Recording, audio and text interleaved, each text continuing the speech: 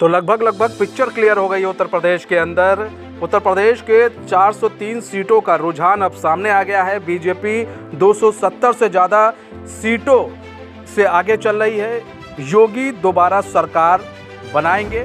तो 403 सीटों का जो रुझान है वो अब सामने आ गया है। लगभग 270 सीटों से ज़्यादा बीजेपी पा रही है और योगी दोबारा सत्ता में आएंगे, वो दोबारा सरकार बनाएंगे, ये अब क्लियर हो गया है।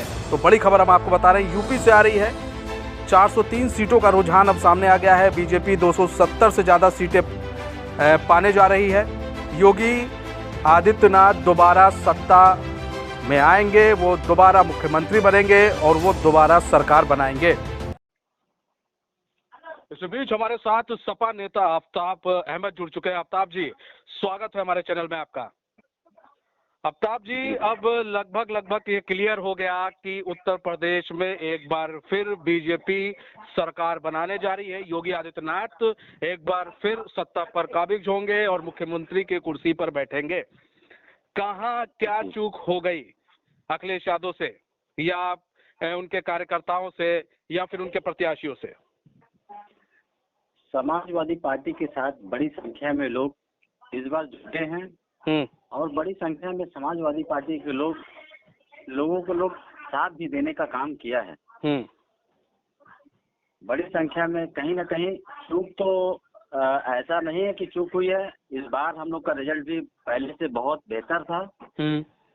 इस बार हम लोग 140 सीट से करीब ऊपर हम लोग सीट जीतने जा रहे हैं। कहीं ना कहीं लग रहा है अभी बहुत ज्यादा अभी कुछ कहने की जरूरत नहीं है। अभी हम लोग के पास समय है। अभी कुछ सीटों पे हम लोग लड़ाई लड़ रहे हैं। कहीं कहीं 400, 500, कहीं 1000 वोटों पर अभी आगे पीछे चल रहा है। अभी बहुत कुछ कहने की संभावना अच्छी बात तो नहीं है, लेकिन अभी हो सकता है कि कुछ बदलाव हो सकता है। समाजवादी पार्टी कहीं ना कहीं हम सरकार बनाने के लिए हो सकता है अभी हम लोग प्रयास किया जा रहा है। अभी आपको अभी आशा की किरण लग रही है। लेकिन अगर आप देखें, चाहे आप पश्चिमी उत्तर प्रदेश में देखें, चाहे पूर्वांचल में देखें, तो बीजेपी 250 से ज्यादा का आंकड़ा पार कर रही है। 130 के लगभग आप लोग सीट पा रहे हैं। पिछली बार आप लोग जब सीट पाई थी, आप लोगों ने 47 सीटों के साथ आप थे। 40 के लगभग ही आप लोग की सीट थी। जी। लेकिन इस बार आपने थोड़ी आपकी तरफ से मेहनत की गई, ये आंकड़ा तो बढ़ा, लेकिन जो हिसाब किताब अखिलेश यादव लगा रहे थे कि नहीं वो इस बार मुख्यमंत्री बनेंगे, जो हिसाब किताब गठबंधन के थ्रू किया गया, आरएलडी को जोड़ा गया पश्चिमी उत्तर प्रदेश में, फिर इधर राजभर को जोड़ा गया, कई ऐसे छोटे छोटे पार्टियों को जोड़ा गया, ममता बनर्जी को लाया गया, तो क्या अखिलेश यादव में कुछ कमी रह गई? क्योंकि इस बार आपने देखा मुलायम सिंह यादव सक्रिय नहीं दिखे, उनकी वाइफ भी ज्यादा सक्रिय नहीं दिखी, तो अखिलेश यादव ये देख रहे थे कि नहीं मैं अकेले दम पर ये काम कर सकता हूँ कि नहीं कर सकता हूँ, या फिर कुछ अंदर ही अंदर कुछ खटास चल रहा था? नहीं सर, कोई ऐसी घटनाएं नहीं चल रही थी। उनका स्वास्थ्य नहीं उतारा गया कि भाई उनकी स्वास्थ्य नहीं ठीक है और घर में कोई ऐसी बात नहीं थी। आपस में सब कुछ ठीक ठाक चल रहा था। माननीय अखिलेश यादव जी स्वयं अकेले इतने बड़ी संख्या इस तरह का सभाएं की, बड़ी संख्या में लोग उनके साथ जुटे और उनको लग रहा था कि मतलब इस बार सरकार समाजवादी पार्टी की बनेगी। कहीं ना कहीं हो सकता है कि कुछ चूक रह चुकी हो, जो जनता इस तरह का बदलाव ना कर पाई हो। नहीं, हमने भी देखा जिस तरह से अखिलेश यादव जहां जा रहे थे, लाखों की संख्या में भीड़ जुट तो रही थी, लेकिन वो भीड़ आखिर वोट में तब्दील क्यों नहीं हुई? आखिर ऐसी वजह क्या रही कि वो वोट जो है वो तब्दील क्यों नहीं हुआ? कहीं ना कहीं देखिए, छोटी मोटी गलतियां या थोड़ी मोटी चूक छोटे वहाँ के कार्यकर्ताओं से हो जाती है, जिससे हो सकता है ये गलतियां कुछ हुई हो जो जनता ना पसंद कर पाई हो। ऐसा तो नहीं है आफ्ताब जी, कहीं ऐसा तो नहीं है कि आपका जो मैनिफेस्टो था वो जनता को सही से समझा ना पाया गया हो, या फिर अखिलेश यादव अपनी बातों को सही से रख ना पाए हो, ऐसा तो नहीं था कहीं? जी नहीं, जनता में देखिए हो सकता है कि अपनी बातें हो वहाँ तक ना पहुँच पाई हो, लेकिन मैनिफेस्टो जो बना शायद माननीय अखिलेश यादव जी ने जनता के हित में ही बना था। जो 300 यूनिट बिजली फ्री की बात कही थी और जो क्या नाम है आरक्षण की बात की थी और पेंशन देने की बात की थी, ये सब चीज जनता के बीच में बहुत आकर्षित कर रहा था और जनता इनके लिए जुड़ाव बहुत तेजी से हो रहा था। कहीं ना कहीं ये बताइए कि पूरी लहर समाजवादी पार्टी की चल रही थी। ये बताइए ईवीएम में भी तो कहीं ना कहीं लग रहा है कि खेला हुआ है। कहीं ना कहीं अब खेला हो गया है ईवीएम में। बिल्कुल बिल्कुल। ये बताइए इतनी बड़ी संख्या में कहीं ना कहीं ईवीएम में देखिए गड़बड़ी पाई गई, कहीं न कहीं बैलेट पेपर में इस तरह का पेपर में आया कि नहीं आया। अगर हो सकता है कि कुछ पहले से ही हम लोग आफ्ताब जी देखिए 1-2 जगह होता, 3 जगह हो सकता है, 5 सीट मान लीजिए, 10 सीट मान लीजिए, आप 40 सीट भी मान लीजिए, तब भी आप लोग उन आंकड़ों को नहीं छू पा रहे हैं, ना ही आप वहां तक पहुंच पा रहे हैं। तो अब ईवीएम पर ठीकरा फोड़ना कितना सही है। दूसरी चीज ये है आफ्ताब जी, देखिए जिस तरह से अखिलेश यादव उतरे मैदान में, वो बीते 5 सालों में वो निष्क्रिय रहे। जब इलेक्शन का समय आया वो 6 महीना एकदम सक्रिय हो गए, लेकिन वो उसके जो 4.5 साल था वो निष्क्रिय थे। बस वो बातें तो करते थे लेकिन जमीन पर उनको इक्का दुक्का बार देखा गया, बहुत कम देखा गया।